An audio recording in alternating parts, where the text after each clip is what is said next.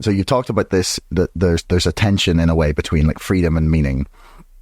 And I wanted to like ask, do you think that like people, you've talked about how we're more free in the 21st century in a sense, and that like a lot of the things that are happening are as consequence of that greater freedom. But I'm not 100% convinced that we are more free in the 21st century, in 2024, than we were, say, 30 years ago. Like, for example, and I think that freedom has eroded meaning for a lot of people, because that freedom meant, okay, we go to university, like 50% of a generation now, almost, give or take. And then, okay, we go into university, we get a degree, we come out, we end up mostly in a corporate job, say in London, where you'll begin on minimum wage. You're on 24k in London. That gets you nothing. You know, you're scraping by. You're sat in front of a screen all day. Your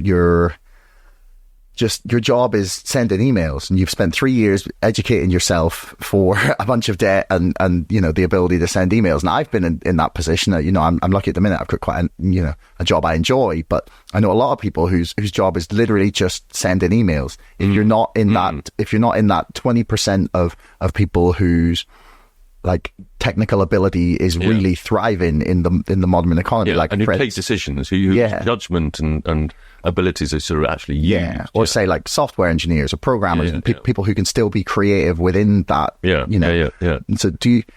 No, I think that's right. I was actually listening to, is it Paul Dolan's podcast? You know who I mean? He was interviewing.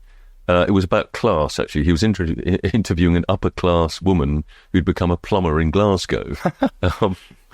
But it was actually, that might be better paid than a lot of. But she said, you know, the satisfaction of, you know, going into somebody's house, solving their plumbing problem, you know, you get, and obviously, you know, you have to use your intelligence and your manual capabilities, I mean, back to Paul Corby and the Pythagoras' theorem, but also, you know, lots of these face-to-face care jobs, they're at the bottom of the income spectrum. They're at the top, close to the top of the job satisfaction spectrum. All of the surveys suggest, you know, you can just seeing, and I, as you say, compared to spending a day in an overheated office just sending emails, which is heartbreaking. I mean, and I mean, freedom. I mean, I'm not a philosopher, but I mean, I do think, you know, that our definition of freedom. And this is one of the kind of weaknesses of modern liberalism, of what I call sort of anywhere liberalism, is the idea that freedom is lack of constraint, and that is not sufficient. I mean, obviously, we don't want to go back to the Victorian era or even the 1950s. I mean, the huge, the kind of constraints on people were too tightly bound then, and we had the 60s and the 70s. We had the great era of freedom and indeed of equality, of race equality, gender equality, and so, you know, no politics.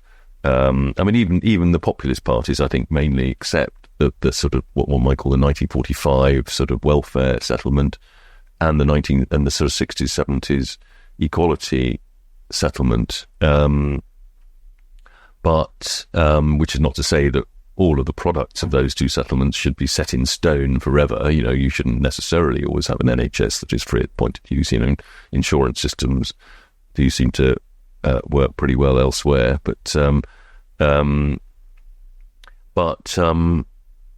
lost my thread. How do we get onto that? We're talking about meaning and being a corporate drone, basically. Yeah. So, I mean, I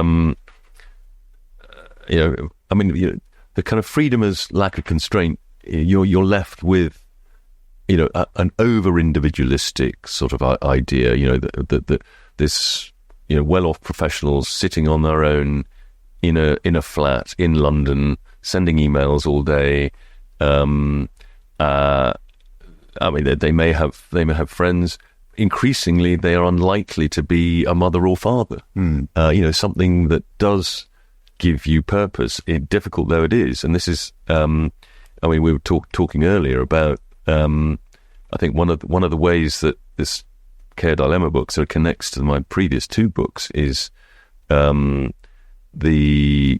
sense that one of the roles, I mean, that we, because of this merger between the kind of cognitive meritocracy and the more established elites, and as I've already mentioned, I mean, the idea that so many of our institutions, so many of our educational institutions are successful businesses, tend to be, professional and financial services. You've got to have not just a good degree, you've got to sort of have a high level of cognitive ability to function well in these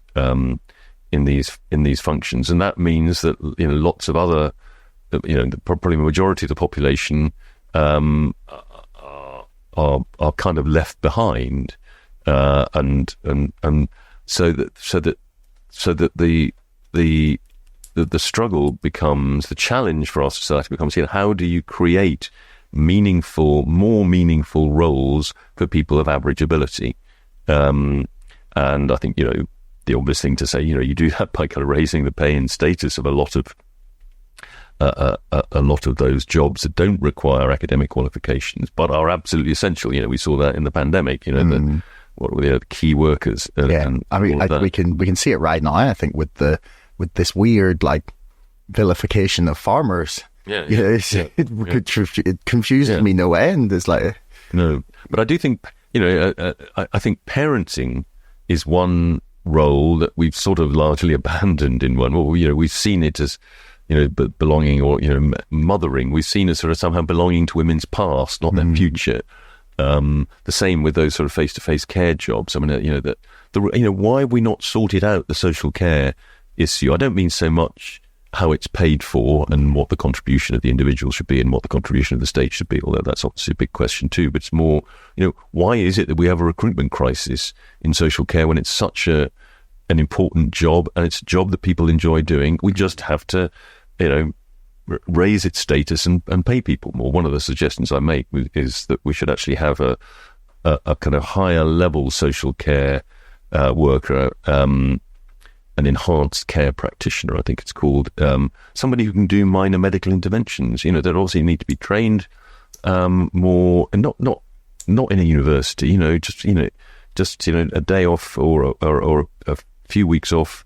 Every few weeks to learn the basics of wound care in an FE college or somewhere. That could save the system billions too. I mean, there's huge demarcation disputes in social care between the kind of professional and non-professional staff. But sorry, that's a bit of a detour. I mean, just to finish on the sort of freedom and meaning question. I mean, I do think this connection between the care dilemma and my previous books. One of them is the fact that being a parent is something is something that you can that ordinary people can do. Not everybody can be a decent parent, but most people can be a decent parent, and it is very hard, possibly harder than it used to be, for all sorts of reasons to do in the modern world. And most people can be a decent parent in the way that most people cannot be a decent brain surgeon or even a decent corporate lawyer. And I think that's another reason for kind of investing more in the family and the domestic realm. And these are hugely difficult issues, and it would be expensive to do some of the things I've talked about. Although some of it is, you could just redirect current spending flows, but there are trade-offs with freedom. I mean, I think one of the reasons, if you sort of take your average young woman in Britain today, particularly if she's part of the 50% plus that are now going to university, she's average, perhaps slightly above average kind of academic ability, goes to university, maybe does some kind of subsequent degree, takes an MA or something, because an ordinary degree is sort of isn't enough these days for a lot of fancy careers, and then starts in her career, say in the law or accountancy or whatever, and needs to get established, before even thinking about having a child. And obviously that depends on having a decent, reliable partner. which is also for all sorts of other reasons, but perhaps increasingly difficult. But you suddenly you look around and you're 31. Even before you start thinking about it, and also your life has been essentially the same as a young man's, in a way that, going back generations, your life would never have been the same as a young man in that period. And so you've sort of tasted the joys of freedom in some ways. You enjoy a very high level of autonomy, precisely equivalent to a young man's, really. And the idea of giving that up is much riskier now. So you can live as a young woman, you live perhaps 15 years of your life with your own income.